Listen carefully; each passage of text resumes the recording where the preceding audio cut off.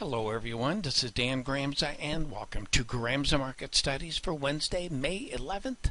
In the NASDAQ market, I was looking for follow-through to the upside. This is a little more enthusiastic than I expected. However, we have fundamentals that surrounded it, and especially in earnings, that help fuel this move. The issue is follow-through. I do look for that, but not the same kind of day that we saw on Tuesday, but I am looking for unchanged to higher in the NASDAQ market.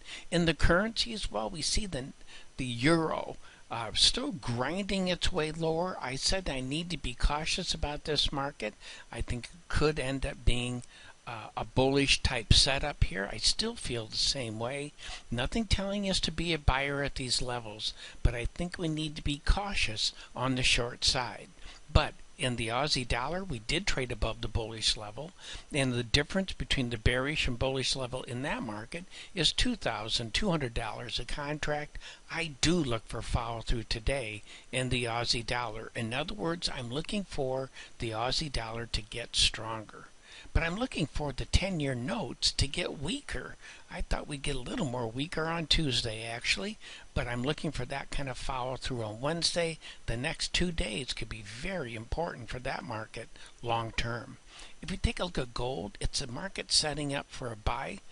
And right now, from my point of view, I don't think we have strong reasons for a rally in the gold market. However, we got to be cautious on the short side with this market. I would not be a seller at these levels. Let's take a look at what's going on over in the crude oil market.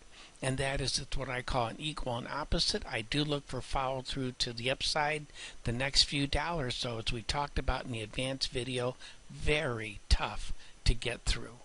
But I am looking for follow-through to the upside today in the crude oil market and in soybeans. They took off with both hands.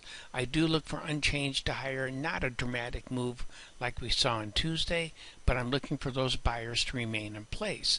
Now, wheat did trade above its bullish level. The difference between the bearish and bullish level in that market is $600 a contract, and I do look for follow-through to the upside in the wheat market.